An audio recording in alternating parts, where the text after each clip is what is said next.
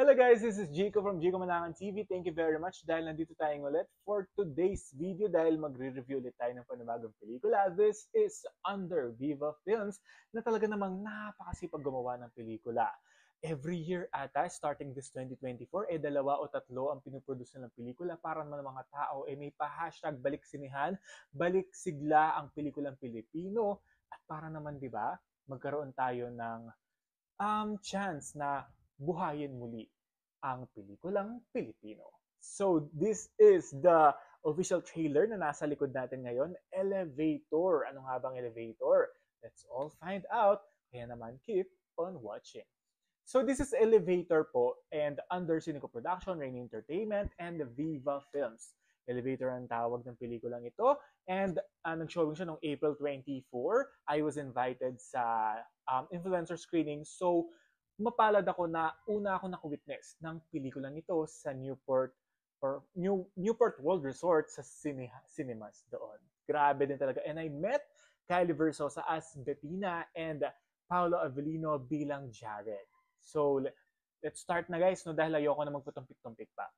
So, by the way, this is the ticket sa premiere night nila sa SM Mega Mall last week. Ayan. Tanan! Merch pala no? Merch. Ayan. So, grabe din talagang pelikulang ito. Dahil yung reaction ko is OFW. Kapag pelikulang OFW, tatak talaga sa puso natin yan. Dahil some of our Filipino mga Pinoy dyan nasa Singapore, Hong Kong, di ba? Hong Kong sa Saudi o sa Amerika, ganun, 'di ba? May kanta si Gary Vee. So halos lahat kasi ng mga Pinoy gustong yumaman, gustong magkaroon ng magandang buhay. So Jared is one of them. So elevator boy po siya doon sa isang hotel sa Singapore at may mga barkada siyang mga Indiano, Singapore, Pinoy, Taiwanese, Thailand, mga ganon. So grupo sila at meron silang parang may gusto silang marating sa buhay. So meron silang parang may business sila o proposal para sa kanilang tinatayong company, something like that. Parang startup business. I don't want to spoil into details para at least mapanood nyo. Hunger, di ba? Hunger to watch. So, yun. So, he wants to chase his dream na yumaman, magkaroon ng magandang buhay pati na rin ng pamilya na nasa Pinas dahil ayaw niya na ma-stuck lang siya bilang elevator boy. Alam naman natin na sino ba namang gusto na yung work natin hindi natin gusto. 'Di ba parang napipilitan tayo in such a way para magkaroon ng pera at sweldo at makakatulong sa pamilya natin, 'di ba? So bilang breadwinner, I felt that I really felt kung ano ang pinupunto, kung ano ba yung nararamdaman ni Jared. Kaya he wants to do everything. So may mga casino players na alam niya na may maganda yung panalo ng mga player, ng mga guests. So pagpasok nila sa elevator, alam na niya. Tapos ganito ganyan ipopropose niya yung gusto niya, yung sa business niya, ganito ganyan, and gusto niya may mag-invest. So parang ganon guys. Sa elevator niya yung ginagawa. Di ba? Grabe din talaga yung hunger niya para magkaroon ng magandang buhay. And he met Bettina. At doon na magiging elevator ang feelings at emotion dito sa pelikulang ito. Bakit elevator?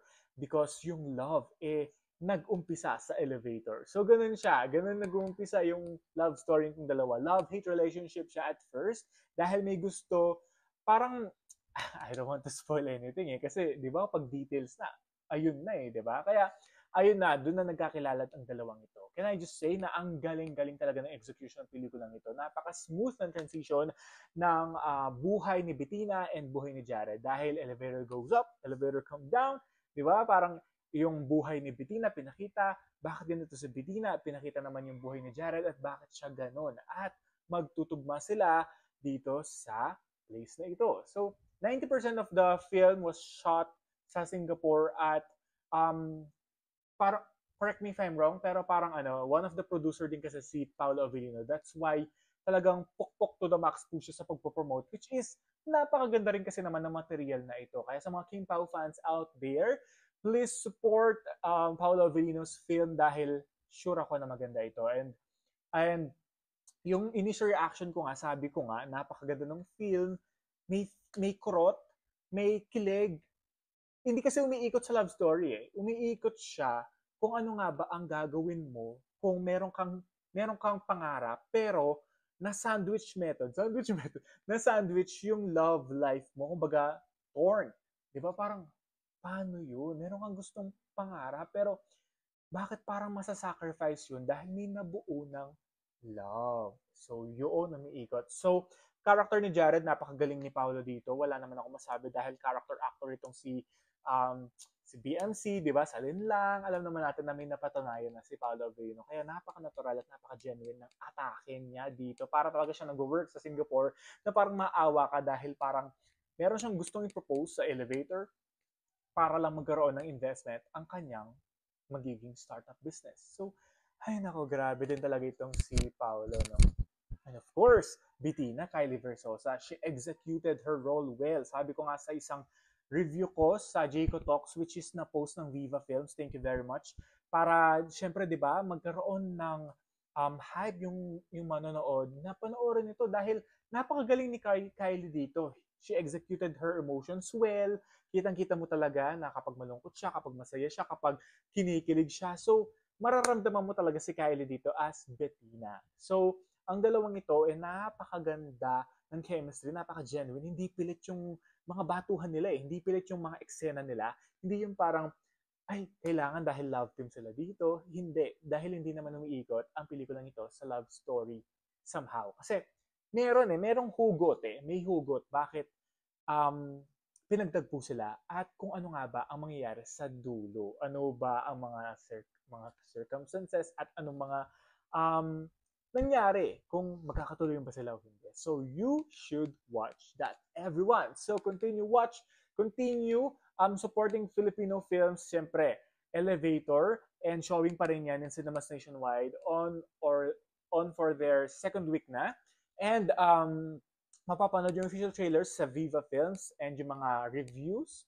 And napakasipag ni Kylie and Paolo na mag-promote itong film dahil for sure, itatangkalin ito ng mga tao. I already posted my review sa Jico Talks Instagram account ko and I gave it 10/10 dahil napakaganda talaga. Wala talaga mga eksena na hindi mo mamahalin at walang eksena na walang eksena na mabobore ka.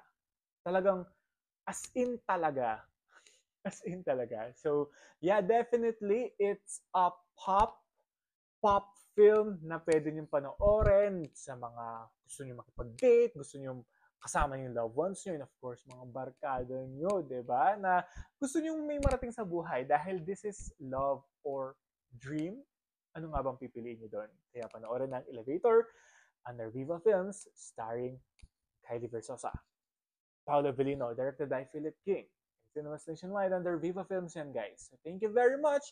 Hope it helps at sana patuloy nating palakasin ang pelikulang Pilipino dahil high quality na po ang hinahatid ng mga film outfits katulad ng Viva Films, GMA Pictures, ABS-CBN, Star Cinema at marami pang iba. Kaya naman, this has been G Kumanangan TV. Thank you very much. Please don't forget to like and subscribe. Thank you.